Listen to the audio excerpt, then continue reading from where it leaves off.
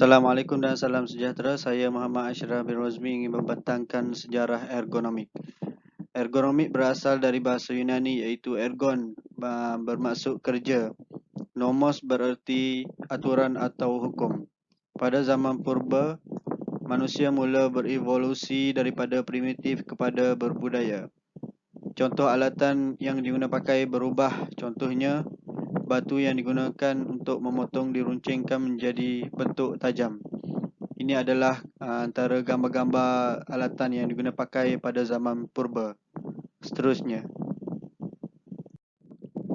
Seterusnya zaman revolusi industri.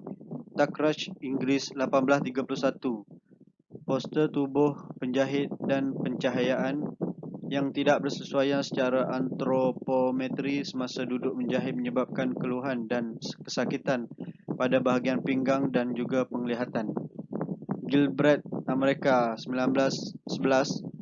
Motion study menunjukkan bagaimana postur membongkok dapat diatasi dengan mereka cipta suatu sistem meja yang dapat diatur secara turun naik.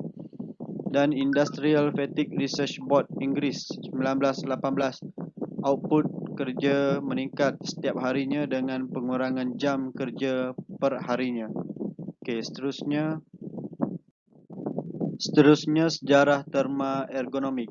Pada tahun 1857, Wojciech Jastrzeborski dari Polandia membuat buku An Outline of Ergonomics or the Science of Work.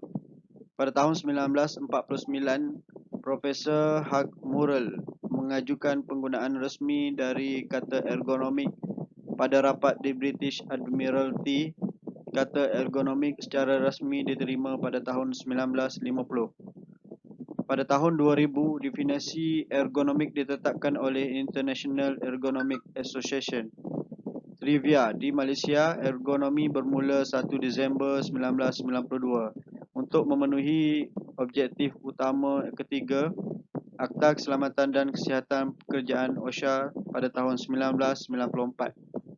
Seterusnya, Assalamualaikum warahmatullahi wabarakatuh dan selamat sejahtera kepada Dr. Muhammad Nasir bin Selamat dan juga terima kasih kepada sahabat saya yang merupakan rakan duo saya yang telah menerangkan tentang sejarah ergonomik. Okey, hari ini saya ingin menerangkan tentang kaedah penyelidikan. Nama saya Muhammad Nabil bin Mansur.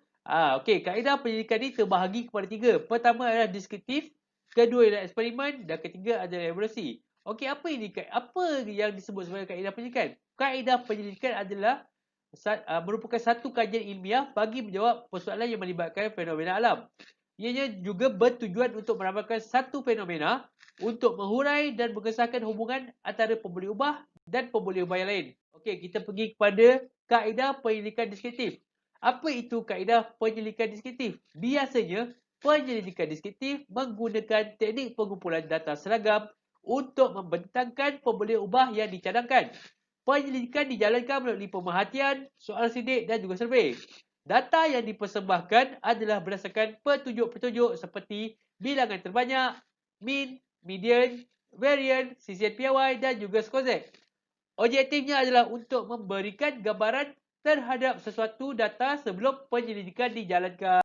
Okey, kita pergi kepada kajian penyelidikan eksperimental. Okey, apakah itu kajian penyelidikan eksperimental? Iaitu untuk menguji kesan beberapa pemboleh ubah terhadap tingkah laku berdasarkan situasi praktikal, iaitu masalah reka bentuk ataupun berdasarkan teori. Ianya terbahagi kepada 2, iaitu reka bentuk eksperimen benar dan kuasi eksperimen. Okey, eksperimental penyelidikan juga melibatkan 2 ataupun lebih pemboleh ubah, di mana iaitu pemboleh ubah dimanipulasikan dan juga pemboleh ubah bersandar. Kita boleh lihat sewaktu kita sekolah dulu kita banyak menggunakan kajian penyelidikan eksperimental semasa membuat kajian. Okey, kemudian kita pergi kepada kaedah penyelidikan evaluasi. Okey, kaedah penyelidikan evaluasi ini ialah merujuk pada tujuan penyelidikan berbanding metod tertentu. Ianya diguna pakai untuk mendapatkan informasi yang penting daripada sampel kajian.